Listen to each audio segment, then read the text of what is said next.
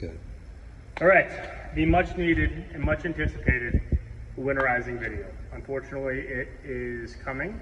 Winter is a beast. This truck, as we have learned in the past, can cause some issues in the wintertime, but I think we learned a lot of lessons this year. That being said, I think the best solution, and talking with every single manufacturer, the pump manufacturers, water heater, the extractor companies, everybody agrees that this is the best solution. So what I'm going to show you how to do is what every single RV and what every boat does every time they pull the water out. And there's also a way that you can recollect well, quite a bit of the antifreeze. I'm not sure exactly how much you'll be able to reconnect, but I'll show you at the end of this video how much we recollect. So I got this off Amazon. You can get it anywhere, any store. This is RV Marine Antifreeze. You have to make sure it's potable. You have to make sure it's food grade, biodegradable, and a safe product. This way, whatever's left in the lines, it's not going to cause any problem to the gear. Everything can work just perfectly. All it's going to require is a little flush, and then after that, you're good to go. This is RV Marine potable antifreeze, ready to use formula, no dilution. I took 12 gallons and I put it in a 15-gallon drum to store. This way, it allows me to pump the whole system and then drain the whole system without having to use multiple bottles and collection points. So this is something that is portable. I can keep it on the truck. At the end of the job, you can run through the whole process. So I'm going to show you what we're doing, and I'm going to go a little bit slower, but ultimately I think this can be done in probably short of 5 minutes process once you get used to your system.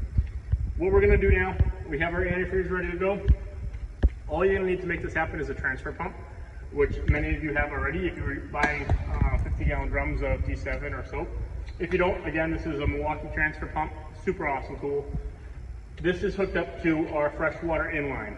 Now, I have this hooked onto the line with the float valve, if your truck has a float valve, because the float valve is still another valve. Doesn't hurt to antifreeze it. Same thing. So as opposed to the no float valve, it's just a straight pipe into the tank. Might as well run it through every valve we can. Make sure all your water is dumped at this point. We've dumped our fresh water, we've dumped our wastewater, we've dumped our tanks. Also, for your wastewater operations, all it takes to dump your wastewater is your regular master dump, and then make sure you pull all your filters and just set your filters. You could dump them out and clean your filters.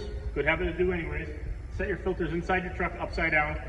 This will open up all these pipes, and then there's no more restriction, and your wastewater system is then winterized, and just take your pump out of your dump tank like you guys always do. Freshwater is a little bit more complicated. Freshwater, we've drained all of our freshwater out right now. We have all of our valves all set. I just opened the float fill valve. Our drain valves are closed. Our wastewater drain valves are closed. Our valves to the machines are open. So now this is feeding water just like it would if you have, as soon as you put a garden hose in and start every. Okay, now we are ready to fill our entire system with antifreeze. So opening our float valve up, make sure that's open. I have a pickup tube into 12 gallons of antifreeze, just a short little hose, and my Milwaukee transfer pump. You'll be able to see the entire cycle of antifreeze running through here.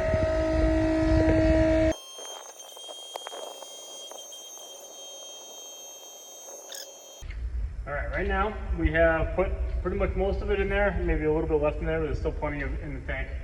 So now what we're going to do is slowly start filling our entire system with antifreeze, just like we normally would. Fill our pumps.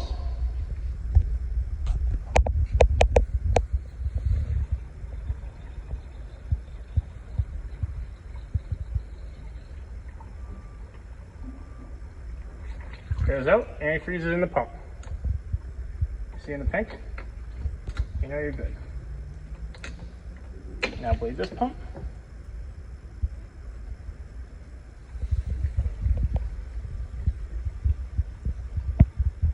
You hear the air pushing out. And there's the antifreeze in our system. Now, we are going to run each system independently. So it runs through the hot water heater and through the cold water heater. And I'm going to show you how we do that real quick. Now, good. Now what we're going to do is turn on each pump one at a time. I'm going to start with my hot water pump. You can do this with an extension cord. You don't need to do it with the truck on, or you can use truck pump power. Just do it one at a time. Power up our pump. Pump kicked on. You can see the antifreeze getting pulled into the system.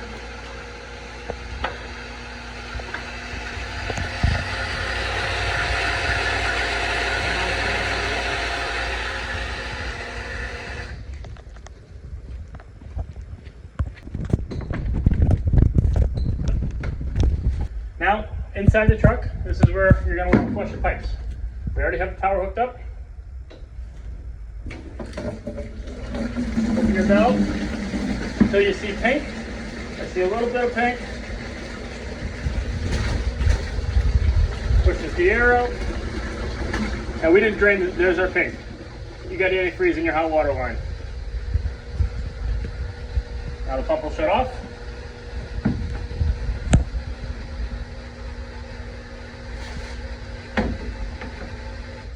Okay, now let's go turn that cold water pump on. Now we're going to do the same thing for our cold water system.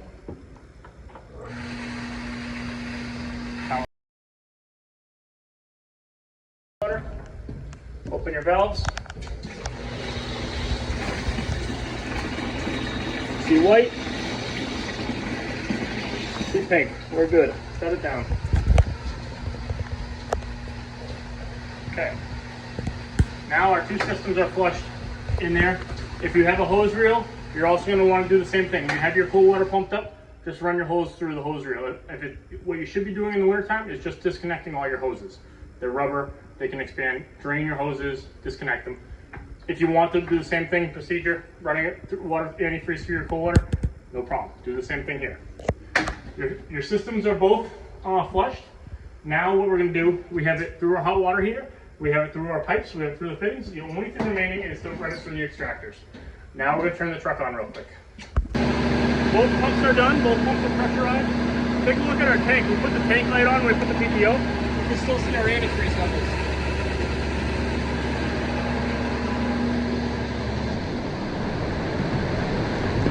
All right, our machine is now powered up. Hit the I'm ready to wash, or get ready to, if you don't have one of the newer machines, you have an older style, just go to a rinse cycle. Doesn't really, machine flush, program number 3 on here. Hit start, but while you're doing that, make sure you can wash these cups.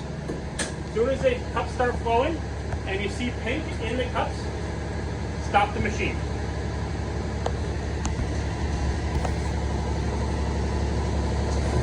All right, we have white flowing. Pink is now in both cups, all 3 cups, stop the machine. This machine is now winterized. All the valves, water has passed through all the valves at this point. And the only thing that's left is drains that are open. You could even run it, if you have more antifreeze, you could run it into the drains, but you don't necessarily need to, because it's just all wide open drains. Nothing is going to be a valve or a fitting. It's just a big drain. Same thing here. I'm ready to wash. Machine flush. Started. Watch the color change in the cup.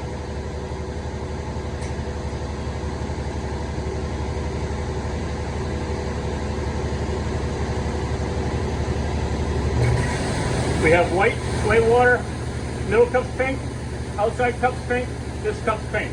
We have pink in all lines. Shut your machine off. Now every single thing on this truck has had antifreeze running it. It can stay. Leave it in the tank, leave it in the fittings, leave it just like this. Shut everything down now. And now I'll show you how to reverse it and flush the system out. Now we're going to start our truck off like normal. Breaker.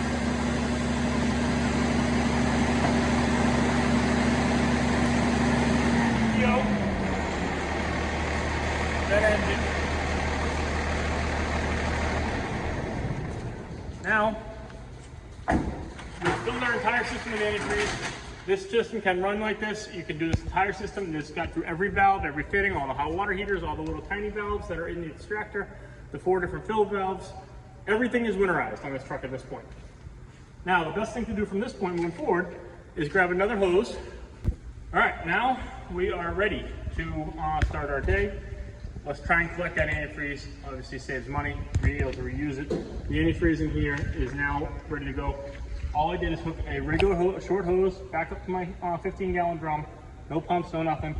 Do this before you're ready to flush. Open your clean water drain. And let the antifreeze fill up.